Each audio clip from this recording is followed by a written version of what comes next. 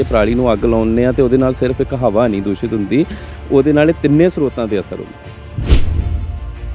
ਸਾਨੂੰ ਬਾਹਰੋਂ ਜ਼ਿਆਦਾ ਖਾਦਾਂ ਪਾਉਣੀਆਂ ਪੈ ਰਹੀਆਂ, ਰਸਾਇਣਿਕ ਖਾਦਾਂ ਪਾਉਣੀਆਂ ਪੈ ਰਹੀਆਂ ਕਿਉਂਕਿ ਉਹਦੇ ਧਰਤੀ 'ਚ ਹੋ ਰਹੀਆਂ ਨਹੀਂ। ਕੀ ਸਰਕਾਰਾਂ ਇਹ ਜਾਂ ਜੋ ਵੀ ਹੈ ਸਾਡਾ ਤੰਤਰ ਉਹ ਫਾਰਮਰ ਨੂੰ ਕੋਈ ਇਹਦਾ ਸਬਸਟੀਟਿਊਟ ਦੇਣ 'ਚ ਨਾਕਾਮ ਰਿਹਾ ਹੈ?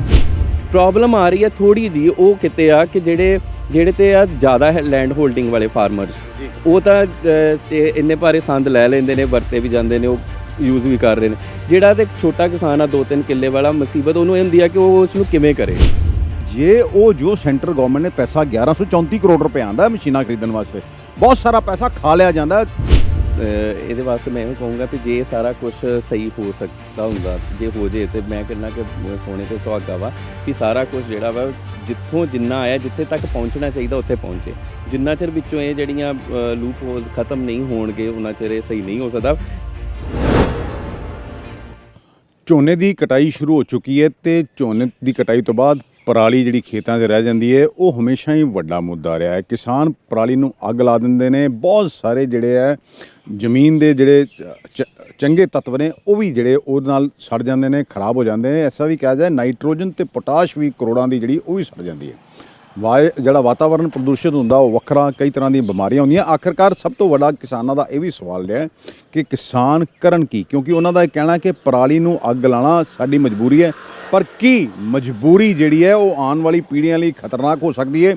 ਸਾਡੇ ਨਾਲ ਨੇ ਅੱਜ ਖੇਤੀਬਾੜੀ ਮਾਹਰ ਨੇ, ਵਿਸ਼ੇਸ਼ੱਗ ਨੇ, ਗੁਰੂ ਨਾਨਕ ਦੇਵ ਯੂਨੀਵਰਸਿਟੀ ਅਸੀਂ ਆਏ ਹਾਂ। ਸਾਡੇ ਨਾਲ ਨੇ ਗੁਰੂ ਨਾਨਕ ਦੇਵ ਯੂਨੀਵਰਸਿਟੀ ਦੇ ਐਗਰੀਕਲਚਰ ਡਿਪਾਰਟਮੈਂਟ ਦੇ ਅਸਿਸਟੈਂਟ ਪ੍ਰੋਫੈਸਰ ਨੇ ਅਮਰਿੰਦਰ ਸਿੰਘ ਰਿਆੜ। ਰਿਆੜ ਸਾਹਿਬ ਸਤਿ ਸ਼੍ਰੀ ਅਕਾਲ। ਸਤਿ ਸ਼੍ਰੀ ਅਕਾਲ ਜੀ ਦੀਪੀ, ਸਤਿ ਸ਼੍ਰੀ ਅਕਾਲ, ਬਹੁਤ ਬਹੁਤ ਧੰਨਵਾਦ ਤੁਹਾਡਾ। ਰਿਆੜ ਸਾਹਿਬ ਦੇਖੋ, ਪਰਾਲੀ ਹਮੇਸ਼ਾ ਹੀ ਵੱਡਾ ਮੁੱਦਾ ਰਹੀ ਹੈ ਜੀ। ਫਾਰਮਰ ਕਹਿੰਦਾ ਵੀ ਸਾਡੀ ਮਜਬੂਰੀ ਹੈ, ਪਰਾਲੀ ਨੂੰ ਅੱਗ ਲਗਾਉਣਾ ਸਾੜ ਦਿੰਦਾ, ਪਰ ਉਹਦੇ ਨਾਲ ਬਹੁਤ ਸਾਰੇ ਜਿਹੜੇ ਫਾਇਦੇ ਜਿਹੜੇ ਜ਼ਮੀਨ 'ਚ ਜਿਹੜੇ ਐਸੇ ਚੀਜ਼ ਤੱਤਵ ਹੁੰਦੇ ਨੇ ਉਹ ਵੀ ਸੜ ਰਹੇ ਨੇ।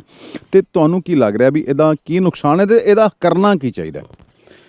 ਬਿਲਕੁਲ ਦੀਪਕ ਜੀ, ਇਹ ਬਹੁਤ ਹੀ ਇਸ ਮੁੱਦੇ 'ਤੇ ਇਸ ਟਾਈਮ ਸੰਜੀਦਗੀ ਨਾਲ ਸੋਚਣ ਦੀ ਲੋੜ ਆ, ਕਿਉਂਕਿ ਸਾਡੀ ਜਿਹੜਾ ਇੱਕ ਮੁੱਖ ਸਰੋਤ ਜਿਹੜੇ ਨੇ ਸਾਡੇ ਹਵਾ, ਪਾਣੀ, ਮਿੱਟੀ, ਜਿਹੜੇ ਕਿ ਜਿਨ੍ਹਾਂ ਤੋਂ ਤਿੰਨਾਂ ਤੋਂ ਬਿਨਾਂ ਨਾ ਪੌਦੇ, ਪਸ਼ੂ, ਪੰਛੀ, ਨਾ ਜੀਵ ਰਹਿ ਸਕਦੇ ਨੇ। ਜਿਹੜੀ ਇਹ ਆ ਪਰਾਲੀ ਦੀ ਅੱਗ ਲਾਉਣ ਦੀ ਗੱਲ ਆ ਕਿ ਜੇ ਪਰਾਲੀ ਨੂੰ ਅੱਗ ਲਾਉਂਦੇ ਆ ਤਾਂ ਉਹਦੇ ਨਾਲ ਸਿਰਫ ਇੱਕ ਹਵਾ ਨਹੀਂ ਦੂਸ਼ਿਤ ਹੁੰਦੀ, ਉਹਦੇ ਨਾਲ ਤਿੰਨੇ ਸਰੋਤਾਂ 'ਤੇ ਅਸਰ ਹੁੰਦਾ, ਜੋ ਕਿ ਬਹੁਤ ਜ਼ਰੂਰੀ ਨੇ।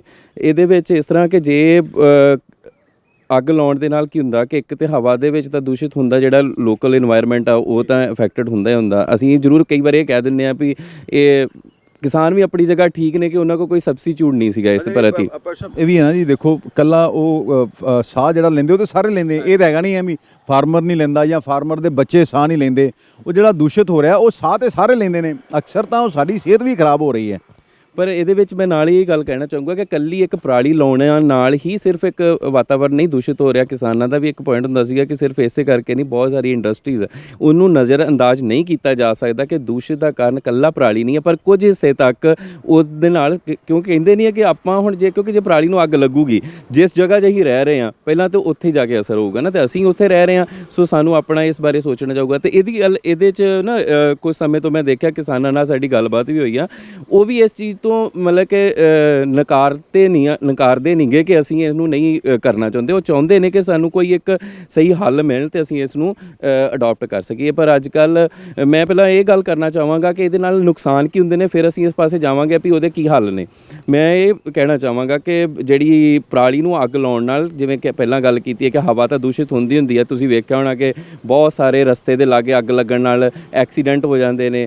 ਕਈ ਬੱਸਾਂ ਵੀ ਆ, ਪਿੱਛੇ ਜੇ ਖਬਰ ਆਈ ਕਿ ਬੱਚੇ ਜਿਹੜੇ ਇਹਨਾਂ ਚੀਜ਼ਾਂ ਬਿਲਕੁਲ ਉਹਨਾਂ ਨੂੰ ਧਿਆਨ 'ਚ ਰੱਖਦੇ ਹੋਏ ਸਾਨੂੰ ਇਸ ਚੀਜ਼ ਵੱਲ ਥੋੜ੍ਹਾ ਜਿਹਾ ਮੋੜ ਪਾਉਣਾ ਚਾਹੀਦਾ। ਇਹਦੇ ਨਾਲ ਮਿੱਟੀ ਦਾ ਤੁਹਾਨੂੰ ਮੈਂ ਦੱਸਣਾ ਚਾਹੁੰਦਾ ਕਿ ਜ਼ਿਆਦਾ ਨੁਕਸਾਨ ਜਿਹੜਾ ਉਹ ਮਿੱਟੀ ਦਾ ਕਿਉਂਕਿ 100 ਡਿਗਰੀ ਤੋਂ ਵੀ ਉੱਪਰ ਜਿਹੜਾ ਵਾ ਨਾ ਉਹ ਗਰਮ ਹੋ ਜਾਂਦੀ ਆ। ਅਤੇ ਤੁਸੀਂ ਸੋਚੋ ਉਹਦੇ ਵਿੱਚ ਜਿੰਨੇ ਛੋਟੇ ਛੋਟੇ ਸੂਖਮ ਜੀਵ ਹੁੰਦੇ ਨੇ ਜਿਹੜੇ ਕਿ ਇਸ ਮਿੱਟੀ ਦੇ ਵਿੱਚ ਜਿੰਨੇ ਤੱਤ ਨੇ, ਵੇਖੋ ਅਸੀਂ ਖਾਂਦੇ ਹਾਂ, ਰੋਟੀ ਖਾਂਦੇ ਹਾਂ, ਪਰ ਉਹ ਹਜਮ ਹੁੰਦੀ ਆ ਅੰਦਰ, ਕਈ ਸਾਰੇ ਪ੍ਰੋਸੈਸ ਚੱਲਦੇ ਨੇ।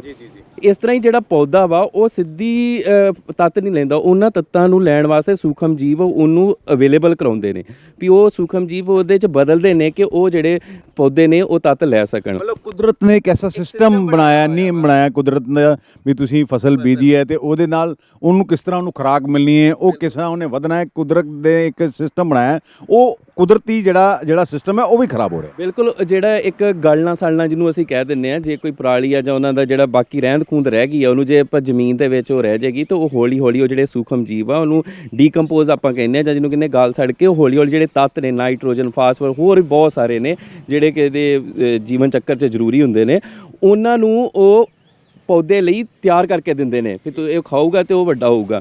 ਸੋ ਇਹੀ ਕਾਰਨ ਸੀਗਾ ਕਿ ਜਦੋਂ ਅਸੀਂ ਅੱਗ ਲਾ ਦਿੰਦੇ ਖਤਮ ਹੋ ਗਿਆ ਤੇ ਸਾਨੂੰ ਬਾਹਰੋਂ ਜ਼ਿਆਦਾ ਖਾਦਾਂ ਪਾਉਣੀਆਂ ਪੈ ਰਹੀਆਂ, ਰਸਾਇਣਿਕ ਖਾਦਾਂ ਪਾਉਣੀਆਂ ਪੈ ਰਹੀਆਂ ਕਿਉਂਕਿ ਉਹਦੇ ਧਰਤੀ 'ਚ ਹੋ ਰਹੀਆਂ ਨਹੀਂ। ਉਹਦੇ ਨਾਲ ਪਰਸ਼ਬ ਜੋ ਮੈਨੂੰ ਲੱਗਦਾ ਕਿ ਉਹਦੇ ਦੋ ਨੁਕਸਾਨ ਹੋ ਰਹੇ, ਇੱਕ ਤਾਂ ਅਸੀਂ ਬਾਹਰੋਂ ਜ਼ਹਿਰ ਪਾ ਰਹੇ ਹਾਂ ਜ਼ਮੀਨ ਦੇ ਵਿੱਚ ਤੇ ਨਾਲ ਦੀ ਨਾਲ ਉਹਦਾ ਜਿਹੜਾ ਜਿਵੇਂ ਕਹਿ ਰਿਹਾ ਵੀ ਫਾਰਮਰ ਕਹਿੰਦਾ ਵੀ ਮੇਰਾ ਨੁਕਸਾਨ ਹੁੰਦਾ ਕਿਉਂਕਿ ਮੈਨੂੰ ਬਹੁਤ ਸਾਰੀਆਂ ਖਾਦਾਂ ਪਾਉਣੀਆਂ ਪੈਂਦੀਆਂ, ਉਹਨੂੰ ਫਾਈਨੈਂਸ਼ੀਅਲ ਲਾਸ ਵੀ ਹੁੰਦਾ, ਉਹਦੇ ਨਾਲ ਖਰਚਾ ਵੱਧ ਜਾਂਦਾ ਤੇ ਜਿਹੜੀ ਆਮਦਨ ਤੇ ਚਲੋ ਉਨੀ ਰਹਿਣੀ ਆ, ਖਰਚਾ ਜਿਹੜਾ ਉਹ ਜ਼ਿਆਦਾ ਵੱਧ ਜਾਂਦਾ। ਪਰ ਇਹ ਆ ਕਿ ਮੈਂ ਇੱਥੇ ਕਹਿਣਾ ਚਾਹੂੰਗਾ ਕਿ ਜੇ ਅਸੀਂ ਉਹਨਾਂ ਨੂੰ ਇਸ ਤਰ੍ਹਾਂ ਹੀ ਕਰਨ ਦਿੱਤਾ ਜਾਵੇ, ਉਹਦੇ ਵਿੱਚ ਵਾਧ ਦਿੱਤਾ ਜਾਵੇ ਜਾਂ ਕਿਸ ਤਰ੍ਹਾਂ ਵੀ, ਤੇ ਤਾਂ ਜੋ ਇੱਕ ਤੇ ਉਹ ਕੁਦਰਤੀ ਜਿਹੜੀ ਇੱਕ ਚੇਨ ਬਣੀ ਹੋਈ ਆ ਉਹ ਚੱਲਦੀ ਰਹੇਗੀ, ਉਹਦੇ ਨਾਲ ਨਾਲ ਜਿਹੜੀਆਂ ਉਹਦੀ ਉਪਜਾਊ ਸ਼ਕਤੀ ਵਧੂਗੀ ਤੇ ਜਿਹੜਾ ਗੱਲ ਆਮਦਨ ਦੀ ਆ ਉਹ ਪਹਿਲੇ 1-2 ਸਾਲ ਥੋੜ੍ਹਾ ਜਿਹਾ, ਕਿਉਂਕਿ ਹੁਣ ਇਸ ਟਾਈਮ ਜੇ ਇਸ ਸਟੇਜ 'ਤੇ ਆ ਸਾਨੂੰ ਇਹ ਸੋਚਣ ਦੀ ਲੋੜ ਵੀ ਹੈ ਕਿਉਂਕਿ ਬਹੁਤ ਜ਼ਰੂਰੀ ਨੇ ਤਿੰਨੇ ਤੱਤ, ਜੇ ਨਾ ਕਰਾਂਗੇ ਆਉਣ ਵਾਲੀਆਂ ਪੀੜ੍ਹੀਆਂ ਲਈ ਨੁਕਸਾਨ ਹੋਊਗਾ। ਅਸੀਂ ਇਕੱਲਾ ਚਲੋ ਮੋਨੇਟਰੀ ਲਾਸ ਹੋ ਸਕਦਾ, ਕੋਈ 1000-2000 ਰੁਪਏ ਦਾ ਫਰਕ ਪਊਗਾ, ਪਰ ਜਿਹੜਾ ਸਾਡਾ ਜੀਵਨ ਜਿਹੜਾ ਸਾਨੂੰ ਬਿਮਾਰੀਆਂ ਤੇ ਲੱਗ ਰਹੇ ਨੇ, ਜੇ ਇਹਦੇ ਨਾਲ ਕਈ ਅਸਥਮਾ ਦੂਸਰੇ ਤਰ੍ਹਾਂ ਦੀਆਂ ਬਿਮਾਰੀਆਂ ਹੋ ਰਹੀਆਂ ਨੇ, ਠੀਕ ਹੈ, ਜਿਹੜੇ ਅਸੀਂ ਰਸਾਇਣਿਕ ਖਾਦਾਂ ਪਾ ਰਹੇ, ਦਵਾਈਆਂ ਪਾ ਰਹੇ, ਉਹਦੇ ਨਾਲ ਸਾਡੇ ਸਰੀਰ ਦੇ ਵਿੱਚ ਜਾ ਰਹੇ ਨੇ। ਸੋ ਇਹਨਾਂ ਚੀਜ਼ਾਂ ਤੋਂ ਬਚਣ ਵਾਸਤੇ ਇਹਦੇ ਨਾਲ ਇਹ ਆ ਕਿ ਪਾਣੀ ਦਾ ਵੀ ਲੈਵਲ ਥੱਲੇ ਜਾ ਰਿਹਾ, ਕੱਲਾ ਸਿਰਫ ਮਿੱਟੀ ਤੇ ਆਪਾਂ ਹਵਾ ਦੀ ਗੱਲ ਕਰ ਰਹੇ ਹਾਂ, ਇਹਦੇ ਨਾਲ ਨਾਲ ਪਾਣੀ ਦਾ ਬਹੁਤ ਫਰਕ ਪੈਂਦਾ ਜੀ।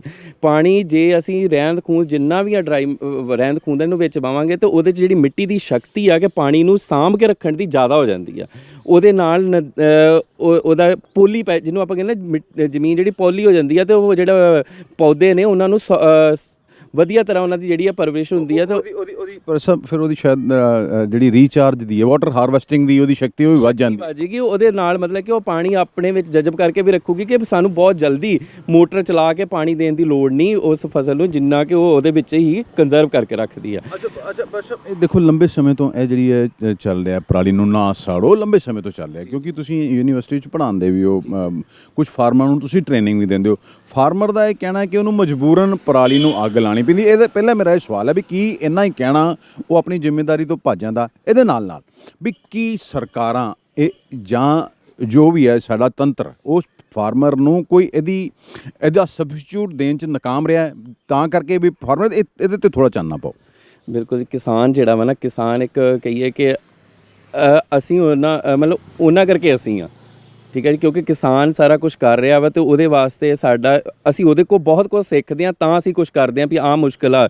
ਜਿਵੇਂ ਉਹਨੇ ਤੁਸੀਂ ਕਿਹਾ ਕਿ ਉਹ ਸਿਰਫ ਕਹਿੰਦਾ ਕਿ ਅੱਗ ਲਾਉਣਾ ਮੇਰੇ ਕੋਲ ਆਪਸ਼ਨ ਨਹੀਂ ਹੈ, ਸਹੀ ਗੱਲ ਸੀਗੀ ਕਿਉਂਕਿ ਜਿਹੜੀਆਂ ਇੰਨੀਆਂ ਯੂਨੀਵਰਸਿਟੀਆਂ ਜਾਂ ਸਰਕਾਰਾਂ ਉਹਨਾਂ ਦਾ ਵੀ ਫਰਜ਼ ਬਣਦਾ ਸੀਗਾ ਕੋਈ ਉਸ ਚੀਜ਼ ਨੂੰ, ਤੇ ਉਹ ਹੋਇਆ ਵੀ ਆ, ਇਹ ਨਹੀਂ ਕਿ ਨਹੀਂ ਹੋਇਆ। ਕਿਸਾਨ ਵੀ ਚਾਹਵਾਨ ਨੇ ਕਿ ਉਹਨਾਂ ਨੂੰ ਸਬਸਟੀਟਿਊਟ ਮਿਲੇ ਤੇ ਸਰਕਾਰ ਵੀ ਉਸ 'ਤੇ ਕੰਮ ਕਰ ਰਹੀ ਹੈ ਤੇ ਯੂਨੀਵਰਸਿਟੀ ਰਿਸਰਚ ਵੀ ਉਹਦੇ 'ਤੇ ਹੋ ਰਹੀ ਆ।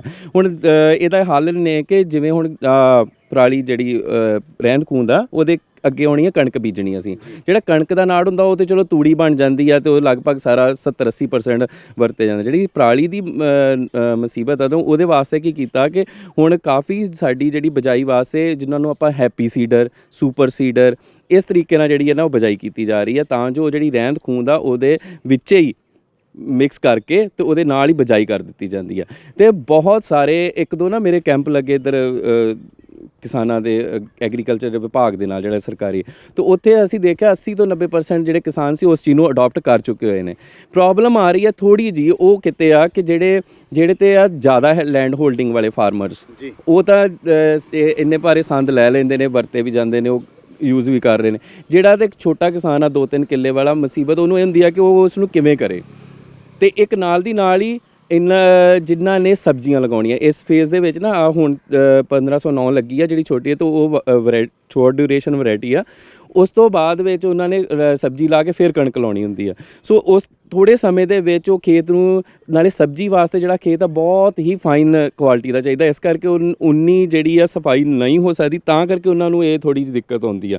ਤੇ ਉਹ ਪ੍ਰੋਫੈਸਰ ਦੇਖੋ ਇਹ ਸਾਰੀਆਂ ਗੱਲਾਂ ਦੇਖੋ ਬਹੁਤ ਲੰਬੇ ਸਮੇਂ ਤੋਂ ਇਹਦੇ ਤੇ ਸਟੱਡੀ ਵੀ ਚੱਲ ਰਹੀ ਹੈ, ਬਹੁਤ ਸਾਰਾ ਐਜੂਕੇਸ਼ਨ ਪ੍ਰੋਗਰਾਮ ਵੀ ਚੱਲ ਰਿਹਾ, ਸਰਕਾਰਾਂ ਵੀ ਇਹ ਕਰ ਰਹੀਆਂ, ਬਟ ਇਹਦਾ ਅਲਟੀਮੇਟਲੀ ਦਾ ਸੋਲੂਸ਼ਨ ਕੀ ਹੈ? ਦੇਖੋ ਤੁਸੀਂ ਪੜ੍ਹਾਉਂਦੇ ਵੀ ਹੋ, ਤੁਸੀਂ ਫਾਰਮਰਸ ਦੇ ਨਾਲ ਐਜੂਕੇਟ ਵੀ ਉਹਨਾਂ ਨੂੰ ਕਰਦੇ, ਵੀ ਇਹਦਾ ਸੋਲੂਸ਼ਨ ਕੀ ਹੈ? ਇਹਦਾ ਸੋਲੂਸ਼ਨ ਦੇਖੋ ਸ਼ਾਇਦ ਮੈਂ ਤਾਂ ਦੇਖਿਆ ਕਿ ਇਹਦਾ ਕਾਫੀ ਹੱਲ ਜਿਹੜਾ ਨਾ 70-80% ਨਿਕਲ ਚੁੱਕਿਆ, ਕਿ ਫਾਰਮਰ ਉਸ ਚੀਜ਼ ਨੂੰ ਅਡਾਪਟ ਕਰ ਚੁੱਕੇ ਨੇ। ਜਿਹੜੀ ਆਪਾਂ ਕਣਕ ਦੀ ਖੇਤੀ, ਮੈਂ ਹੁਣੇ ਗੱਲ ਕਰ ਰਿਹਾ, ਕਣਕ ਦੀ ਬਿਜਾਈ ਵਾਸਤੇ ਉਹ ਅੱਗ ਨਹੀਂ ਲਾਉਂਦੇ, ਕਿਤੇ ਨਾ ਕਿਤੇ ਉਹ ਜਿਹੜੀ ਪਈ ਆ ਉਹਨੂੰ ਉਹਦੀ ਤੂੜੀ ਵੀ ਬਣਾ ਰਹੇ ਨੇ ਹੁਣ, ਜਿੱਥੇ ਨਹੀਂ ਆ ਤਾਂ ਉਹਦੀਆਂ ਪੰਡਾ ਬੇਲਰ ਬਣਾ ਕੇ ਨਾ ਉਹ ਇੰਡਸਟਰੀ ਨੂੰ ਵੀ ਦੇ ਰਹੇ ਜਾਂ ਆਪ ਰੱਖ ਰਹੇ, ਜਿਹੜੇ ਬਾਅਦ ਯੂਜ਼ ਥੋੜ੍ਹੀ ਜਿਹੀ ਰਹਿ ਗਈ ਆ ਜਿੱਥੇ ਸਬਜ਼ੀ ਦੀ ਗੱਲ ਆ। ਤਾਂ ਉਹਦੇ ਵਾਸਤੇ ਨਾ ਇੱਕ ਵੀ ਰਿਸਰਚ ਚੱਲ ਰਹੀ ਆ, ਬਾਕੀ ਸਾਰੇ ਵੀ ਲੱਗੇ ਹੋਏ ਨੇ ਡਿਪਾਰਟਮੈਂਟ, ਦੂਸਰੀਆਂ ਯੂਨੀਵਰਸਿਟੀਜ਼ ਵੀ, ਅਸੀਂ ਵੀ ਇਸ 'ਤੇ ਤੁਰੇ ਹਾਂ ਕਿ ਡੀਕੰਪੋਜ਼ਰ ਜਿਹੜਾ ਸਾਨੂੰ ਕੋਈ ਸ਼ਾਰਟ ਟਾਈਮ ਦੇ ਵਿੱਚ ਇੱਕ ਸਪਰੇਅ ਹੋਵੇ ਤੇ ਤਾਂ ਜੋ ਜਲਦੀ ਉਹਨੂੰ ਕਹਿ ਦਿੰਦੇ ਆਪਾਂ, ਜਿਹਨੂੰ ਕਹਿ ਲਓ ਵੀ ਉੱਲੀ ਟਾਈਪ ਕਲਚਰ ਕੋਈ ਵੀ ਜਿਹੜਾ ਉਹ ਇੱਕ ਜਿਹੜੀ ਪੂਸਾ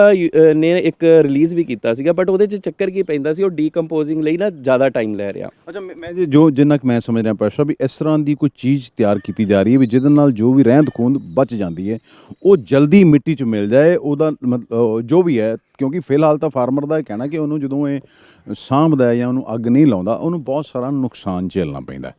ਬਿਲਕੁਲ ਇਹੀ ਚੱਲ ਰਿਹਾ ਜੀ ਦੀਪਕ ਜੀ, ਕਿ ਜਿਹੜੀ ਮੈਂ ਤੁਹਾਨੂੰ ਹੁਣੇ ਦੱਸ ਰਿਹਾ ਸੀਗਾ ਕਿ ਪੂਸਾ ਜਿਹੜੀ ਉਹਨਾਂ ਨੇ ਇੱਕ ਪੂਸਾ ਡੀਕੰਪੋਜ਼ਰ ਤਿਆਰ ਕੀਤਾ ਸੀਗਾ ਕਿ ਜਿਹਨੂੰ ਸਪਰੇਅ ਕਰਨ ਦੇ ਨਾਲ ਜਿਹੜੀ ਰਹਿੰਦ ਖੂੰਹਦ ਦਾ ਡੀਕੰਪੋਜ਼ਰ, ਪਰ ਚੱਕਰ ਹੈ ਕਿ ਉਹ 30-35-40 ਦਿਨ ਲੈ ਜਾਂਦੀ ਆ। ਹੁਣ ਉਹ ਇਹ ਤਾਂ ਨਹੀਂ ਕਿ ਉੱਥੇ ਕੰਮ ਰੁਕ ਗਿਆ, ਕਿਉਂਕਿ ਇੱਕ ਰਿਸਰਚ ਜਿਹੜੀ ਉਹ ਟਾਈਮ ਲੈਂਦੀ ਆ, ਉਹਨੂੰ ਥੋੜ੍ਹਾ ਸਮਾਂ ਲੱਗਦਾ, ਉਹ ਕਰ ਰਹੇ ਨੇ। ਹੁਣ ਸਿਰਫ ਜੇ ਵੇਖੀਏ ਤਾਂ ਮੈਂ ਜਦੋਂ ਪਿੰਡਾਂ 'ਚ ਜਾ ਕੇ ਦੇਖਿਆ ਵਾ, ਤੇ ਉਹ ਸਿਰਫ ਜਿਹੜੀ ਸਬਜ਼ੀ ਵਾਲੀ 1-2 ਕਿੱਲਿਆਂ ਦੀ ਹੈ ਨਾ, ਉਹਦੇ ਬਾਰੇ ਥੋੜ੍ਹਾ ਜਿਹਾ ਉਹ ਚਿੰਤਤ ਹੁੰਦੇ ਨੇ। ਬਾਕੀ ਕਣਕ ਲਈ, ਕਿਉਂਕਿ ਕਣਕ ਲਈ ਮਸ਼ੀਨ ਇੰਨੀ ਵਧੀਆ super seeder, happy seeder, even ਕਿ ਨਾ ਵੀ ਨਾ ਇਸ ਤਰ੍ਹਾਂ ਕਰਨਾ ਹੋਵੇ ਤੇ ਜਿੰਨਾ ਕੁ ਟਾਈਮ ਹੁੰਦਾ ਵਾ ਉਹਨੂੰ ਪੈਲੀ ਨੂੰ ਪਾਣੀ ਲਾ ਕੇ ਤੇ ਤਵੀਆਂ ਨਾਲ ਵਾਹ ਕੇ ਵੀ ਉਹਨੂੰ ਵਿੱਚ ਮਿਕਸ ਕਰਕੇ ਵਧੀਆ ਚੱਲ ਜਾਂਦਾ, ਕਿਉਂਕਿ ਉਹਦੀ ਉਹ ਜ਼ਿਆਦਾ ਖਰਾਬ ਨਹੀਂ ਕਰਦੀ ਕਣਕ ਨੂੰ। ਸੋ ਇਸ ਕਰਕੇ ਉਹ ਤਾਂ ਹੋ ਰਿਹਾ, ਨਾਲ ਇਸ ਪਾਸੇ ਵੀ ਜਿਹੜੀ ਮੈਂ ਗੱਲ ਕਰ ਰਿਹਾ ਕਿ ਉਹ ਜਿਹੜਾ ਡੀਕੰਪੋਜ਼ਰ ਉਹ ਤਿਆਰ ਕਰਨ ਦੀ ਕੋਸ਼ਿਸ਼ ਸਾਰੇ ਕਰ ਰਹੇ ਨੇ, ਲੱਗੇ ਹੋਏ ਨੇ, ਕਿ ਤਾਂ ਜੋ ਜਿਹੜਾ ਉਹਦਾ ਫਾਸਟ ਡੀਕੰਪੋਜੀਸ਼ਨ ਕੀਤੀ ਜਾਵੇ ਸਪਰੇਅ ਕਰਕੇ, ਤਾਂ ਉਹ ਟਾਈਮ ਨੂੰ ਘਟਾਇਆ ਜਾ ਸਕੇ। ਤੇ ਪ੍ਰਸ਼ਭ ਦੇਖੋ ਇਹ ਲੰਬੇ ਸਮੇਂ ਤੋਂ ਚੱਲ ਰਿਹਾ, ਬਟ ਡਾਈਵਰਸੀਫਿਕੇਸ਼ਨ ਜਿਹੜੀ ਉਹ ਨਹੀਂ ਹੋ ਪਾ ਰਹੀ। ਸਾਡੀ ਫਾਰਮਰਸ ਨਾਲ ਗੱਲ ਹੁੰਦੀ ਹੈ, ਫਾਰਮਰਸ ਇਹ ਕਹਿੰਦੇ ਵੀ ਸਾਨੂੰ ਮੰਡੀਆਂ 'ਚ ਭਾਅ ਨਹੀਂ ਮਿਲਦਾ ਤੇ ਸਾਡੀ ਮਜਬੂਰੀ ਹੈ ਝੋਨਾ ਲਾਉਣਾ, ਵੀ ਅਸੀਂ ਕਰੀਏ ਤੇ ਕਰੀਏ ਕੀ। ਹੁਣ ਦੇਖੋ ਸਰਕਾਰਾਂ ਵੀ ਸਭ ਕੁਝ ਨਹੀਂ ਕਰ ਸਕਦੀਆਂ, ਕੁਛ ਜਿਹੜਾ ਫੈਸਲਾ ਜਿਹੜਾ ਸਾਨੂੰ ਵੀ ਕਰਨਾ, ਹੋ ਸਕਦਾ ਉਹਦੇ 'ਚ ਕੋਈ ਨੁਕਸਾਨ ਹੋਵੇ ਜਾਂ ਉਹਨਾਂ ਫਾਇਦਾ ਨਾ ਹੋਵੇ। ਦੇਖੋ ਫਾਰਮਰ ਦੇ ਪੱਖ ਤੋਂ ਜੇ ਮੈਂ ਗੱਲ ਕਰਾਂ ਤਾਂ ਬਿਲਕੁਲ ਸਹੀ ਨੇ ਉਹ, ਕਿਉਂਕਿ ਇਸ ਤੋਂ ਪਾਸੇ ਨਹੀਂ ਜਾਇਆ ਜਾ ਸਕਦਾ। ਕਾਰਨ ਇਹ ਹੈ ਇੱਕ ਤੇ ਫਿਕਸਡ ਪ੍ਰਾਈਸ ਜਿਹੜੀ ਆਪਾਂ MSP ਦੀ ਗੱਲ ਕਰ ਰਹੇ ਹਾਂ, ਉਸ ਕਰਕੇ ਵੀ। ਬਾਕੀ ਉਹ ਚਲੋ ਹੁਣ ਗੌਰਮੈਂਟ ਨੇ ਇਸ ਵਾਰ ਨੇ 2-3 ਜਿਹੜੀਆਂ ਦਾਲਾਂ ਨੇ ਉਹਨਾਂ 'ਤੇ ਵੀ MSP ਦਿੱਤੀ ਆ, ਪਰ ਉਹਦੀ ਅਜੇ ਪ੍ਰੋਡਕਸ਼ਨ ਨੂੰ ਹੌਲੀ ਇਸੇ ਤਰੀਕੇ ਨਾਲ ਬੜਾਵਾ ਵਧੂਗਾ, ਕਿਉਂਕਿ ਜਿਹੜੀ ਡਾਈਵਰਸੀਫਿਕੇਸ਼ਨ ਆ ਇਮੀਡੀਏਟ ਚੇਂਜ ਨਹੀਂ ਕੀਤਾ ਜਾ ਸਕਦਾ। ਦੂਸਰੀ ਗੱਲ ਇਹ ਹੈ ਕਿ ਸਾਡੀਆਂ ਜ਼ਮੀਨਾਂ ਹੁਣ ਇਸ ਫਸਲੀ ਚੱਕਰ ਨੂੰ ਬਹੁਤ ਅਡੋਪਟ ਕਰ ਚੁੱਕੀਆਂ ਨੇ, ਕਿ ਨਾਲੇ ਫਾਰਮਰਸ ਵੀ ਬਸ ਇਹੀ ਜਿਹੜੀ ਟੈਕਨੀਕ ਮੈਂ ਕਹਿੰਦਾ ਕਿ ਜੇ ਫਾਰਮਰ ਕਿਉਂਕਿ ਉਹ ਨਿਸ਼ਚਿੰਤ ਹੋ ਜਾਂਦਾ ਜਦੋਂ ਕਣਕ ਝੋਨਾ ਲਾਉਂਦਾ, ਉਹਨੂੰ ਆ ਵੀ ਮੈਂ ਲਾਤਾ ਇਹ ਹੋ ਜਾਣਾ ਆਪਾਂ ਇਹਦੇ ਤੋਂ, ਤੇ ਉਹ ਸਹੀ ਵੀ ਆ। ਅੱਛਾ ਪ੍ਰਸ਼ਭ, ਇਹ ਵੀ ਗੱਲ ਹੈ, ਠੀਕ ਹੈ ਨਾ। ਦੇਖੋ ਜੀ ਸਾਡੀ ਜਿਹੜੀ ਇਕੋਨਮੀ ਹੈ, ਐਗਰੀਕਲਚਰ ਬੇਸਡ ਇਕੋਨਮੀ ਹੈ, ਖਾਸ ਕਰ ਅਸੀਂ ਪੰਜਾਬ ਦੀ ਗੱਲ ਕਰੀਏ, ਵੀ ਸਾਰੇ ਕਿੱਤੇ ਉਹਦੇ ਨਾਲ ਜੁੜੇ। ਜੇ ਫਾਰਮਰ ਖੁਸ਼ ਹੁੰਦਾ ਹੈ, ਫਾਰਮਰ ਨੂੰ 4 ਪੈਸੇ ਵੱਧ ਕਮਾਏ ਮਿਲਦੇ ਹੈ, ਤੇ ਬਾਜ਼ਾਰ ਦੇ ਵਿੱਚ ਵੀ ਗਾਹਕ ਆਉਂਦਾ ਹੈ, ਲੋਕ ਉਸ ਤੋਂ ਸਾਰਾ ਸਰਕਲ ਚੱਲਦਾ। ਪਰ ਇਸ ਵੇਲੇ ਕਿਸਾਨ ਜਿਹੜਾ ਉਲਝਿਆ ਹੈ, ਕਦੀ ਕਰਜ਼ ਦੇ ਚੱਕਰ 'ਚ ਉਲਝਿਆ ਹੈ, ਕਦੀ ਉਹ ਪਰਾਲੀ ਦੇ ਚੱਕਰ 'ਚ ਉਲਝਿਆ ਹੈ, ਕਦੀ ਉਹ MSP ਦੇ ਚੱਕਰ 'ਚ ਉਲਝਿਆ ਹੈ। ਬਿਲਕੁਲ ਇਹਦਾ ਇਹੀ ਕਾਰਨ ਹੈ ਕਿ ਜੇ ਉਹਦੀਆਂ ਜਿਹੜੀਆਂ ਉਹ ਪਾਲਿਸੀਜ਼ ਨੇ, ਜਿਹੜੀਆਂ ਆਪਾਂ ਜੋ ਐਕਸਪੈਕਟ ਕਰ ਰਹੇ, ਜੋ ਮੰਗ ਕਰ ਰਿਹਾ ਵਾ ਨਾ, ਜੇ ਉਹਨੂੰ ਪੂਰੀਆਂ ਮਿਲ ਬਹੁਤ ਵਧੀਆ, ਖੁਸ਼ਹਾਲ। ਸਭ ਤੋਂ ਜ਼ਰੂਰੀ ਆ ਕਿਸਾਨ ਨੂੰ ਖੁਸ਼ਹਾਲ ਬਣਾਉਣਾ, ਜਿਵੇਂ ਤੁਸੀਂ ਹੁਣੇ ਕਿਹਾ ਕਿ ਸਾਰਾ ਕੁਝ ਤਾਂ ਉਹਦੇ ਨਾਲ ਜੁੜਿਆ ਹੋਇਆ ਵਾ, ਤੇ ਉਹਦੇ ਵਾਸਤੇ ਇਹੀ ਹੈ ਜਿਹੜਾ ਤਾਂ ਫਸਲੀ ਚੱਕਰ ਅਸੀਂ ਇਹਦੇ ਤੋਂ ਤਾਂ ਨਹੀਂ ਛਡਾ ਸਕਦੇ, ਪਰ ਇਹ ਜ਼ਰੂਰ ਅਸੀਂ ਤੁਸੀਂ ਕਹਿ ਰਹੇ ਕਿ ਡਿਵਰਸੀਫਿਕੇਸ਼ਨ ਵੀ, ਕਿ ਮੌਸਮ ਨੂੰ ਦੇਖਦੇ ਹੋਇਆ, ਉਸ ਜਗ੍ਹਾ ਨੂੰ ਦੇਖਦੇ ਹਾਂ, ਉੱਥੋਂ ਦੀ ਮਿੱਟੀ ਨੂੰ ਦੇਖਦੇ ਹਾਂ, ਜਿਹੜੀਆਂ ਫਸਲਾਂ ਅਨੁਕੂਲ ਨੇ ਉਹੀ ਲਗਾਈਆਂ ਜਾ ਸਕਦੀਆਂ ਨੇ।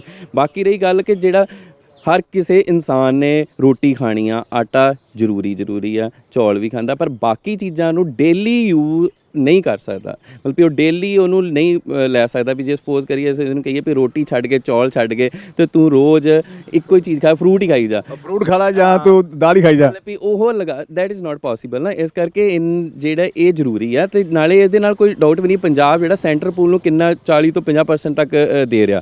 ਸੋ ਇਸ ਕਰਕੇ ਸਾਨੂੰ ਇਸ ਚੀਜ਼ ਨੂੰ ਛੱਡਿਆ ਵੀ ਨਹੀਂ ਜਾ, ਪਰ ਇਹਦੇ ਤੇ ਜ਼ਰੂਰਤ ਅੱਜ ਦੀ ਕਿ ਜਿਹੜੀ ਚੀਜ਼ ਕਿ ਤਕਨੀਕਾਂ ਇਹੋ ਜਿਹੀਆਂ ਹੋਣ ਤਾਂ ਜੋ ਉਹਦੇ ਨਾਲ ਨਾ ਤੇ ਕਿਸਾਨ ਨੁਕਸਾਨ ਹੋਵੇ, ਨਾ ਸਾਡਾ ਵਾਤਾਵਰਨ, ਤੇ ਉਹਦੇ ਨਾਲ ਕਿਸਾਨ ਵੀ ਖੁਸ਼ਹਾਲ ਰਹੇ ਤੇ ਲੋਕ ਵੀ ਖੁਸ਼ਹਾਲ ਰਹਿਣ। ਪਰ ਸਭ ਦੇਖੋ ਕਿਸਾਨ, ਦੇਖੋ ਫਾਰਮਰ ਮਿੱਟੀ ਨਾਲ ਮਿੱਟੀ ਹੁੰਦਾ, ਧੁੱਪੇ ਪਸੀਨਾ ਆਪਣਾ ਵਹਾਉਂਦਾ, ਰੋਟੀ ਦੀ ਫਿਕਰ ਨਹੀਂ।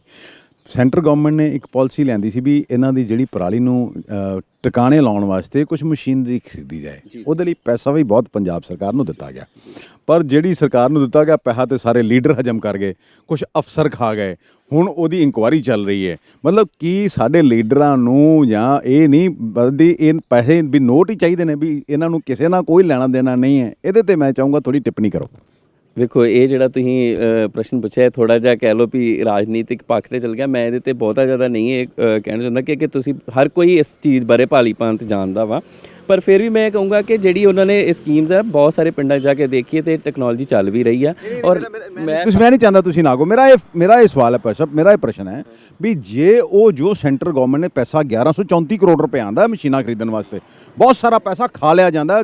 ਸਰਕਾਰ ਨੇ ਹੁਣ ਉਹਦੀ ਜਾਂਚ ਵੀ ਕਰਾਈ ਹੈ ਵੀ ਪੈਸੇ ਲੈ ਲਏ ਗਏ ਤੇ ਉਹਦੀਆਂ ਸਬਸਿਡੀਆਂ ਵੀ ਦਿੱਤੀਆਂ ਗਈਆਂ ਜਿਹੜੀ ਕਿ ਮਸ਼ੀਨਰੀ ਲਈ ਨਹੀਂ ਗਈ ਕਦੀ, ਕਾਗਜ਼ਾਂ 'ਚ ਹੀ ਸਭ ਕੁਝ ਹੋਇਆ। ਵੀ ਜੇ ਉਹ ਜ਼ਮੀਨੀ ਹਕੀਕਤ ਤੇ ਜੇ ਉਹ ਆ ਜਾਂਦਾ ਵੀ ਤੇ ਕਾਫੀ ਜ਼ਿਆਦਾ ਜਿਹੜਾ ਸਮੱਸਿਆ ਦਾ ਹੱਲ ਹੋ ਸਕਦਾ ਸੀਗਾ। ਬਿਲਕੁਲ ਬਿਲਕੁਲ ਜੀ ਬਿਲਕੁਲ। ਇਹੀ ਜਦੋਂ ਅਸੀਂ ਜਾ ਕੇ ਗੱਲ ਕਰਦੇ ਆ ਨਾ, ਉਹ ਇਹੀ ਫਾਰਮਰ ਦਾ ਇਹੀ ਕੁਐਸਚਨ ਹੁੰਦਾ, ਕਿਸਾਨਾਂ ਦਾ ਇਹੀ ਹੁੰਦਾ ਕਿ ਇਹ ਬੰਦੇ ਕੋ ਇੰਨੇ ਕਿੱਲੇ ਆ, ਇੰਨਾ ਵਾ, ਇੰਨੇ ਸੰਦ ਲੈਣ ਦਾ, ਇੰਨੇ ਵਾਹ ਲਿਆ, ਪਰ ਅਸੀਂ 2 ਕਿੱਲੇ ਵਾਲਾ, ਮੇਰੇ ਕੋਲ ਐਡਾ ਟਰੈਕਟਰ ਨਹੀਂ ਹੈਗਾ ਕਿ ਉਹ ਸੁਪਰ ਸੀਡਰ ਜਾਂ ਕਿਉਂਕਿ ਹਾਰਸ ਪਾਵਰ ਦਾ ਫਰਕ ਹੁੰਦਾ ਤੇ ਉਹ ਹੈਪੀ ਸੀਡਰ ਚੱਲ ਸਕੇ। ਤੇ ਉਹ ਫਿਰ ਉੱਥੇ ਜਦੋਂ ਗੱਲ ਕੀਤੀ ਜਾਂਦੀ ਆ ਵੀ ਇਹ ਸੰਦ ਜਿਹੜੇ ਆ ਤੁਹਾਡੀਆਂ ਸੁਸਾਇਟੀਆਂ ਦੇ ਵਿੱਚ ਜਾਂ ਸਬਸਿਡੀ ਤੇ ਅਵੇਲੇਬਲ ਨੇ, ਤੁਸੀਂ ਇੱਕ ਜਣਾ ਲੈ ਕੇ ਬਾਕੀਆਂ ਦਾ ਉਹ ਚਲਾ ਸਕਦੇ ਜੇ ਸਸਤਾ, ਤੇ ਉਹਨੂੰ ਕਿਰਾਏ ਤੇ ਥੋੜੇ ਕਿਰਾਏ ਤੇ ਜੇ ਕੀਤਾ ਜਾ ਸਕਦਾ। ਜੇ ਹੁੰਦਾ ਤੇ ਡੈਫੀਨੇਟਲੀ ਇਸ ਚੀਜ਼ ਦਾ ਬਹੁਤ ਜ਼ਿਆਦਾ ਜਿਹੜਾ ਹੁਣ 20-25% ਹੋ ਸਕਦਾ ਕਿ ਉਹ ਵੀ ਨਾ ਰਹਿੰਦਾ, ਸਾਰਾ ਕੁਝ ਪੋਸੀਬਲ ਹੁੰਦਾ। ਮਤਲਬ ਨੈਟਸ਼ਲ ਇਹ ਵੀ ਉਹਦਾ ਫਾਇਦਾ ਹੁੰਦਾ। ਇਹਦੇ ਨਾਲ ਪ੍ਰੈਸ਼ਰ ਵੀ ਹੋਰ ਸਵਾਲ ਹੈ। ਦੇਖੋ ਝੋਨਾ ਉਹਨਾਂ ਅਸੀਂ ਕਹਿੰਦੇ ਪ੍ਰੋਡਿਊਸ ਨਹੀਂ ਕਰਦੇ, ਉਨੀ ਪੈਦਾਵਾਰ ਨਹੀਂ ਹੁੰਦੀ ਜਿੰਨਾ ਮੰਡੀਆਂ 'ਚ ਖਰੀਦ ਲਿਆ ਜਾਂਦਾ। ਉਹਦਾ ਵੀ ਇੱਕ ਸਕੈਮ ਸਾਹਮਣੇ ਆਇਆ, 50 ਲੱਖ ਮੀਟ੍ਰਿਕ ਟਨ ਝੋਨੇ ਦਾ ਜਿਹੜਾ ਸਕੈਮ ਸਾਹਮਣੇ ਆਇਆ ਵੀ ਕਰੋੜਾਂ ਰੁਪਏ ਦਾ ਪੈਸਾ, ਹਜ਼ਾਰਾਂ ਕਰੋੜ ਰੁਪਏ ਦਾ, ਵੀ ਇਹ ਇਹਨਾਂ ਦੇ ਢਿੱਡ ਵੱਡੇ, ਮਤਲਬ ਰੇਤਾ, ਬਜਰੀ, ਸ਼ਰਾਬ ਸਭ ਕੁਝ ਖਾ ਜਾਂਦੇ ਆ, ਸੜਕਾਂ ਖਾ ਗਏ, ਪੁਲ ਖਾ ਗਏ। ਤੇ ਇਹ ਪ੍ਰੋਸੈਸ ਦੇਖੋ ਕਿਤੇ ਨਾ ਕਿਤੇ ਇਹਨਾਂ ਨੂੰ ਇਹ ਵੀ ਸਮਝਣਾ ਚਾਹੀਦਾ ਵੀ ਤੁਸੀਂ ਮੇਰਾ ਤੁਹਾਨੂੰ ਸਵਾਲ ਪੁੱਛ ਰਿਹਾ, ਤੁਸੀਂ ਬਹੁਤ ਸਾਰੇ ਬੱਚਿਆਂ ਨੂੰ ਪੜ੍ਹਾਉਂਦੇ ਹੋ, ਐਜੂਕੇਟ ਕਰਨੇ ਹੋ, ਵੀ ਕਿਆ ਇਹਦਾ ਹੱਲ ਕੀ ਹੈ? ਕਿਉਂਕਿ ਲੀਡਰਾਂ ਨੇ ਤੇ ਸ਼ਰਮ ਹੀ ਲਾਤੀ ਹੈ। ਉਹਨਾਂ ਦੇ ਨਾਲ ਉਹ ਅਫਸਰ ਵੀ ਸ਼ਾਮਲ ਨੇ ਜਿਹੜੇ ਸਰਕਾਰ ਕੋਲ ਪੈਸਾ ਲੈਂਦੇ ਨੇ, ਆਪਣੀ ਨੌਕਰੀ ਕਰਦੇ ਨੇ ਤੇ ਤਨਖਾਹ ਲੈਂਦੇ ਨੇ, ਪਰ ਜਿਹੜੀ ਚਾਕਰੀ ਉਹ ਲੀਡਰਾਂ ਦੀ ਕਰਦੇ ਨੇ। ਵੇਖੋ ਇਹਦੇ ਵਾਸਤੇ ਮੈਂ ਇਹੋ ਕਹੂੰਗਾ ਵੀ ਜੇ ਸਾਰਾ ਕੁਝ ਸਹੀ ਹੋ ਸਕਦਾ ਹੁੰਦਾ, ਜੇ ਹੋ ਜੇ ਤੇ ਮੈਂ ਕਹਿੰਦਾ ਕਿ ਸੋਨੇ ਤੇ ਸੁਹਾਗਾ ਵਾ ਵੀ ਸਾਰਾ ਕੁਝ ਜਿਹੜਾ ਵਾ ਜਿੱਥੋਂ ਜਿੰਨਾ ਆਇਆ, ਜਿੱਥੇ ਤੱਕ ਪਹੁੰਚਣਾ ਚਾਹੀਦਾ ਉੱਥੇ ਪਹੁੰਚੇ। ਜਿੰਨਾ ਚਿਰ ਵਿੱਚੋਂ ਇਹ ਜਿਹੜੀਆਂ ਲੂਪ ਹੋਲਸ ਖਤਮ ਨਹੀਂ ਹੋਣਗੇ ਉਹਨਾਂ ਚਿਰ ਇਹ ਸਹੀ ਨਹੀਂ ਹੋ ਸਕਦਾ। ਤੇ ਵੇਖੋ ਤੁਸੀਂ ਕਹੇ ਇਹ ਤਾਂ ਹੁਣ ਆਉਣ ਵਾਲਾ ਸਮਾਂ ਦੱਸੂਗਾ ਵੀ ਹੁਣ ਕੀ ਹੋ ਰਿਹਾ। ਦੇਖੋ ਗਵਰਨਮੈਂਟ ਚੇਂਜ ਆ, ਲੋਕਾਂ ਦੇ ਥੋੜ੍ਹੇ ਵਿਊਜ਼ ਅਲੱਗ ਨੇ, ਦੂਸਰਾ ਜੋ ਕੰਮ ਹੋ ਰਹੇ ਨੇ ਅਲੱਗ ਤਰੀਕੇ ਨਾਲ। ਦੇਖੋ ਹੁਣ ਇਹਦਾ ਕਿਸ ਪਾਸੇ ਨੂੰ ਜਾਂਦਾ ਵਾ, ਲੈਟਸ ਸੀ। ਬਾਕੀ ਆਸ ਤੇ ਜ਼ਰੂਰ ਆ ਕਿ ਅਸੀਂ ਇਸ ਚੀਜ਼ ਨੂੰ ਕਹੀਏ ਵੀ ਇਹ ਠੀਕ ਹੋ ਸਕੇ। ਤੇ ਉਹਦਾ ਇਹੀ ਹੱਲ ਆ ਕਿ ਜਿਹੜੀ ਇੱਕ ਪ੍ਰੋਪਰ ਚੈਨਲ ਬਣਿਆ ਉਸੇ ਤਰੀਕੇ ਨਾਲ ਹੀ ਅਨਾਜ ਆਵੇ ਤੇ ਅਨਾਜ ਜਾਵੇ, ਬਜਾਏ ਇਸ ਦੇ ਕਿ ਹੁਣ ਤਾਂ ਸ਼ਾਇਦ ਉਹ ਵੀ ਸਿਸਟਮ ਹੋ ਰਿਹਾ ਕਿ ਡਾਇਰੈਕਟ ਫਾਰਮਰਸ ਤੱਕ ਪੇਮੈਂਟ ਆ ਰਹੀ ਹੈ। ਤੇ ਜਿਹੜੀ ਆ ਰਹੀ ਮੇਨ ਗੱਲ ਸੀਗੀ ਕਿ ਉਹ ਉਨਾ ਆਉਂਦਾ ਨਹੀਂ ਸੀ। ਤੁਸੀਂ ਜੋ ਕਿਹਾ ਕਿ ਅਨਾਜ ਮੰਡੀ ਜਿੰਨਾ ਉਹ ਅੱਗੇ ਨਹੀਂ ਉਹਨਾਂ ਮੇਰਾ ਸੀ ਪੈਦਾਵਾਰ ਨਹੀਂ ਹੁੰਦੀ ਜੀ, ਉਹਨਾਂ ਉਹੀ ਮੰਡੀ 'ਚ ਨਹੀਂ ਪਹੁੰਚਿਆ ਤੇ ਉਹਨਾਂ ਉੱਥੇ ਆ ਗਿਆ। ਕਿਉਂਕਿ ਤੁਸੀਂ ਐਗਰੀਕਲਚਰ ਪੜ੍ਹਾਉਂਦੇ ਹੋ ਜੀ, ਤੁਹਾਨੂੰ ਪਤਾ ਵੀ ਉਹਨਾਂ ਤੇ ਪੈਦਾਵਾਰ ਨਹੀਂ ਹੋਈ ਜਿੰਨਾ ਅਸੀਂ ਖਰੀਦ ਲਿਆ, ਕੰਜ਼ਿਊਮ ਹੋ ਗਿਆ ਹੈ ਨਾ, ਖਰੀਦ ਲਿਆ ਜੀ। ਹਾਂ, ਮਤਲਬ ਵੀ ਉੱਥੇ ਉਹਨਾਂ ਨੇ ਮੰਡੀਆਂ 'ਚ ਰੱਖ ਲਿਆ ਤੇ ਜਾਂ ਖਰੀਦ ਲਿਆ ਉਹਨਾਂ ਨੇ। ਤੇ ਉਹ ਇਹੀ ਆ ਕਿ ਉਸ ਚੀਜ਼ ਨੂੰ ਥੋੜ੍ਹਾ ਜਿਹਾ ਹਰ ਅਦਾਰੇ ਨੂੰ ਉਸ ਪਾਸੇ ਇਕੱਲਾ ਇਹ ਨਹੀਂ ਕਿ ਇੱਕ ਇਹ ਤਾਂ ਇਹ ਆ ਕਿ ਇਸ ਲਈ ਫਾਰਮਰ ਅਵੇਅਰ ਹੋ ਸਕਦਾ, ਅਸੀਂ ਲੋਕ ਅਵੇਅਰ ਹੋ ਸਕਦੇ, ਜਿਹੜੇ ਵਿਚਲੇ ਹੋਵੇ ਤੇ ਨੈਚੁਰਲੀ ਇਸ ਚੀਜ਼ ਦਾ ਫਿਰ ਉੱਪਰ ਜਾ ਕੇ ਫਰਕ ਪਊਗਾ। ਤੇ ਜਦੋਂ ਜਿਵੇਂ ਤੁਸੀਂ ਅਗਰ ਹਰ ਕਿਸੇ ਨੂੰ ਵੀ ਇਹ ਚੀਜ਼ ਦੇ ਬਾਰੇ ਨਹੀਂ ਪਤਾ ਹੋਣਾ, ਅਵੇਅਰ ਨਹੀਂ ਹੋਣੇ, ਜਦੋਂ ਉਹਨਾਂ ਨੂੰ ਪਤਾ ਲੱਗੇਗਾ ਤਾਂ ਡੈਫੀਨੇਟਲੀ ਇਹ ਚੀਜ਼ ਜਿਹੜੀ ਸਹੀ ਹੋਊਗੀ। ਤੇ ਭਾਈ ਤੁਸੀਂ ਫਾਰਮਰਸ ਨੂੰ ਕਿਆ ਸੁਝਾਅ ਦੇਣਾ ਚਾਹੁੰਦੇ ਹੋ as a professor, as a agriculturist? ਮੈਂ ਕਿਸਾਨ ਵੀਰਾਂ ਨੂੰ ਇਹੀ ਕਹਿਣਾ ਚਾਹੂੰਗਾ ਕਿ ਕਿਸਾਨ ਵੀਰੋ ਕਿ ਜਿਸ ਤਰ੍ਹਾਂ ਅਸੀਂ ਉਹਨਾਂ ਕਰਕੇ ਹਾਂ ਅਤੇ ਅਸੀਂ ਹਮੇਸ਼ਾ ਉਹਨਾਂ ਦੇ ਨਾਲ ਖਲੋਣ ਲਈ ਤਿਆਰ ਹਾਂ ਕਿ ਉਹਨਾਂ ਵਾਸਤੇ ਹੀ ਸਾਡੀਆਂ ਐਗਰੀਕਲਚਰ ਡਿਪਾਰਟਮੈਂਟ, ਐਗਰੀਕਲਚਰ ਯੂਨੀਵਰਸਿਟੀਜ਼ ਉਹਨਾਂ ਲਈ ਕੰਮ ਕਰਦੇ ਹਾਂ। ਅਸੀਂ ਚਾਹੁੰਦੇ ਹਾਂ ਕਿ ਕੋਈ ਇਹੋ ਜਿਹਾ ਹੋਵੇ ਜੋ ਵੀ ਉਹਨਾਂ ਦੀਆਂ ਮੁਸ਼ਕਲਾਂ ਨੂੰ ਹੱਲ ਕੀਤਾ ਜਾ ਸਕੇ। ਸੋ ਮੈਂ ਇਹ ਕਹੂੰਗਾ ਕਿ ਹੁਣ ਇਸ ਸਮੇਂ 'ਤੇ ਘੱਟੋ ਘੱਟ ਇਸ ਚੀਜ਼ ਦਾ ਪ੍ਰਣ ਲਓ ਕਿ ਅਸੀਂ ਪਰਾਲੀ ਨਾ ਸਾੜੀਏ। ਉਸ ਦਾ ਜੋ ਵੀ ਸਬਸਟੀਚਿਊਟ ਹੈਗਾ ਵਾ, ਜੇ ਉਹਨਾਂ ਨੇ ਹੈਪੀ ਸੀਡਰ, ਸੁਪਰ ਸੀਡਰ ਜਾਂ ਉਹਨੂੰ ਜਿਸ ਤਰ੍ਹਾਂ ਵਾਹ ਕੇ ਤਵੀਆਂ ਨਾਲ ਵਾਹ ਕੇ ਜਾਂ ਕਿਸ ਤਰ੍ਹਾਂ ਵੀ ਉਹਨੂੰ ਕਰ ਸਕਦੇ ਨੇ। ਜੇ ਕਿਤੇ ਉਸ 'ਤੇ ਕਿਤੇ ਵੀ ਲੋੜ ਹੈਗੀ ਆ ਤਾਂ ਆਪਣੇ ਨਜ਼ਦੀਕੀ ਕਿਸੇ ਖੇਤੀਬਾੜੀ ਵਿਭਾਗ ਨੂੰ ਜਾਂ ਕਿਸੇ ਨਾਲ ਸੰਪਰਕ ਕਰੋ ਕਿ ਉਹਨਾਂ ਨੂੰ ਇਸ ਚੀਜ਼ ਦੀ ਲੋੜ ਆ, ਜਾਂ ਕਿਸੇ ਆਂਢ ਗੁਆਂਢ ਕਿਸੇ ਕੋਲ ਸੰਦ ਹੈਗਾ ਤਾਂ ਉਸ ਨੂੰ ਵਰਤ ਕੇ ਕਰੋ। ਕਿਉਂਕਿ ਇੱਕ ਵਾਰੀ ਕਰੋਗੇ, 2 ਵਾਰੀ ਕਰੋਗੇ, ਦੂਜੇ ਤੀਜੇ ਸਾਲ ਤੁਹਾਨੂੰ ਆਦਤ ਪੈ ਜਾਊਗੀ, ਤੁਹਾਡੇ ਅੰਦਰ ਇਹ ਤੁਹਾਨੂੰ ਚੰਗਾ ਲੱਗੂਗਾ ਕਿ ਅਸੀਂ ਇਹ ਚੰਗਾ ਕੰਮ ਕੀਤਾ। ਦੂਸਰੀ ਗੱਲ ਆ, ਉਹਨਾਂ ਦੀ ਜ਼ਮੀਨ ਦਾ ਫਰਕ ਵੇਖਿਓ ਕਿ ਉਹਦੇ ਨਾਲ ਖਾਦਾਂ ਦਾ ਫਰਕ ਪੈਣਾ, ਖਾਦ ਘੱਟ ਪਊਗੀ। ਕਿਉਂਕਿ 1 ਟਨ ਘੱਟੋ ਘੱਟ ਜਿਹੜੀ ਅਸੀਂ 1 ਟਨ ਪਰਾਲੀ ਨੂੰ ਅੱਗ ਲਾਉਂਦੇ ਉਹਦੇ ਵਿੱਚੋਂ ਮੇਰੇ ਖਿਆਲ ਨਾਲ 7-8 ਕਿਲੋ ਤੇ ਨਾਈਟ੍ਰੋਜਨ ਹੀ ਉੱਡ ਜਾਂਦੀ ਆ, 2-3 ਕਿਲੋ ਪੋਟਾਸ਼ ਉੱਡ ਜਾਂਦੀ। ਸੋ ਇੰਨੇ ਹਰ 1 ਟਨ ਪਿੱਛੇ ਤੇ ਕਿੰਨੀ ਆ, ਤੇ ਤੁਸੀਂ ਇਹ ਸੋਚੋ ਵੀ ਉਹ ਜਿਹੜੀ ਆ ਸਾਰੀ ਮਿੱਟੀ 'ਚ ਜਾਊਗੀ ਤੇ ਆਪੇ ਹੀ ਜਿਹੜੀਆਂ ਤੱਤਾਂ ਦੀ ਜਿਹੜੀ ਆ ਸਾਨੂੰ ਬਾਹਰੋਂ ਘੱਟ ਪਾਉਣੇ ਪੈਣਗੇ, ਖਰਚਾ ਘੱਟ ਜੂਗਾ। ਇੱਥੇ ਥੋੜ੍ਹਾ ਜਿਹਾ ਵਿਦ ਐਡਵਾਂਸਮੈਂਟ ਮੈਂ ਇਹ ਜ਼ਰੂਰ ਕਹੂੰਗਾ ਵੀ ਹੁਣ ਚਲੋ ਥੋੜ੍ਹਾ ਜਿਹਾ ਤੁਹਾਨੂੰ ਇਨੀਸ਼ੀਅਲ ਸਟੇਜ 'ਤੇ ਤੁਸੀਂ ਥੋੜ੍ਹਾ ਅੱਗੇ ਵਧੋ, ਬਾਕੀ ਸਾਰੇ ਇੱਧਰ ਨੂੰ ਲੱਗੇ ਹੋਏ ਨੇ ਤੇ ਆਪੇ ਆਉਣ ਵਾਲੇ 1-2 ਸਾਲ ਦੇ ਵਿੱਚ ਇਸ ਚੀਜ਼ ਦਾ ਜ਼ਰੂਰ ਕੋਈ ਨਾ ਕੋਈ ਹੱਲ ਨਿਕਲ ਜੂਗਾ। ਤੁਹਾਨੂੰ ਉਸ ਨਾਲ ਗੱਲ ਕਰਨਾ ਇਹ ਸਨ ਪ੍ਰੋਫੈਸਰ ਅਮਰਿੰਦਰ ਸਿੰਘ ਰਿਆੜ। ਇਹਨਾਂ ਨੇ ਦੇਖੋ ਬੜਾ ਦੱਸਿਆ ਵੀ ਪਰਾਲੀ ਨੂੰ ਅੱਗ ਲਾਉਣ ਦੇ ਨਾਲ ਨਾਲ ਕਿੰਨਾ ਨੁਕਸਾਨ ਹੁੰਦਾ। ਪਰ ਕਿਸਾਨ ਦੀ ਅਸੀਂ ਬਹੁਤ ਸਾਰੇ ਕਿਸਾਨਾਂ ਨਾਲ ਵੀ ਗੱਲ ਕੀਤੀ। ਕਿਸਾਨ ਕਹਿੰਦਾ ਵੀ ਸਾਡੀ ਮਜਬੂਰੀ ਹੈ, ਪਰਾਲੀ ਨੂੰ ਅਸੀਂ ਤਾਂ ਅੱਗ ਲਾਉਂਦੇ ਹਾਂ। ਪਰ ਤੁਸੀਂ ਇਹ ਦੇਖੋ ਇਹ ਕਿੰਨੀ ਘਟੀਆ ਗੱਲ ਹੈ ਕਿ ਸਰਕਾਰਾਂ ਉਤੋਂ ਪੈਸਾ ਭੇਜਦੀਆਂ ਨੇ ਕਿਸਾਨਾਂ ਨੂੰ ਸੰਦ ਖਰੀਦਣ ਵਾਸਤੇ ਵੀ ਪਰਾਲੀ ਠਿਕਾਣੇ ਲਾਉਣ। ਸਾਡੇ ਲੀਡਰ ਖਾ ਜਾਂਦੇ ਨੇ, ਕੁਝ ਅਧਿਕਾਰੀ ਜਿਹੜੇ ਜਿਨ੍ਹਾਂ ਨੇ ਆਪਣਾ ਜ਼ਮੀਰ ਵੇਚਤਾ ਉਹ ਖਾ ਜਾਂਦੇ ਨੇ। ਉਨੀ ਪੈਦਾਵਾਰ ਨਹੀਂ ਹੁੰਦੀ ਜਿੰਨੀ ਸਰਕਾਰੀ ਮੰਡੀਆਂ 'ਚ ਖਰੀਦ ਹੋ ਜਾਂਦੀ ਹੈ। ਬਾਹਰੋਂ ਝੋਨਾ ਲਿਆਉਂਦੇ ਨੇ ਸਸਤੇ ਭਾਅ 'ਚ ਤੇ ਇੱਥੇ ਵੇਚਦੇ। ਇਹ ਲੀਡਰਾਂ ਦਾ ਢਿੱਡ ਨਹੀਂ ਭਰਦਾ। ਸਰਕਾਰਾਂ ਕਰਨ ਕੀ, ਕਿਉਂਕਿ ਇਹ ਜਿਹੜਾ ਸਿਸਟਮ ਇੰਨਾ ਖਰਾਬ ਹੋ ਚੁੱਕਿਆ, ਇਹ ਸੁਧਰੇਗਾ ਕਿਵੇਂ? ਸਾਨੂੰ ਵੀ ਇਹਦੀ ਸਾਡੀ ਵੀ ਸਮਝ 'ਚ ਨਹੀਂ ਆ ਰਿਹਾ। ਕਿਉਂਕਿ ਦੇਖੋ ਹੁਣ ਪੰਜਾਬ ਦੇ ਵਿੱਚ ਜੇ ਸ਼ਾਇਦ ਬਦਲਾਵ ਨਾ ਹੁੰਦਾ, ਸਰਕਾਰ ਦੂਜੀ ਨਾ ਆਉਂਦੀ, ਆਮ ਆਦਮੀ ਪਾਰਟੀ ਦੀ ਸਰਕਾਰ ਨਾ ਆਉਂਦੀ, ਸ਼ਾਇਦ ਇਹ ਘੁਟਾਲੇ ਵੀ ਸਾਹਮਣੇ ਨਾ ਆਉਂਦੇ। ਸਾਡੀ ਵੀ ਕਿਸਾਨ ਭਰਾਵਾਂ ਨੂੰ ਬੇਨਤੀ ਹੈ ਵੀ ਕੋਸ਼ਿਸ਼ ਕਰੋ ਪਰਾਲੀ ਨੂੰ ਅੱਗ ਨਾ ਲਾਓ। ਇਹਦੇ ਨਾਲ ਵਾਤਾਵਰਣ ਖਰਾਬ ਹੁੰਦਾ ਹੈ, ਤੁਹਾਡੀ ਸਿਹਤ ਵੀ ਖਰਾਬ ਹੁੰਦੀ ਤੇ ਤੁਹਾਡੇ ਬੱਚਿਆਂ ਦੀ ਸਿਹਤ ਵੀ ਖਰਾਬ ਹੁੰਦੀ ਹੈ। ਅੰਮ੍ਰਿਤਸਰ ਤੋਂ D4 ਨਿਊਜ਼ ਲਈ ਦੀਪਕ ਭੰਡਾਰੀ ਦੀ ਖਾਸ ਰਿਪੋਰਟ।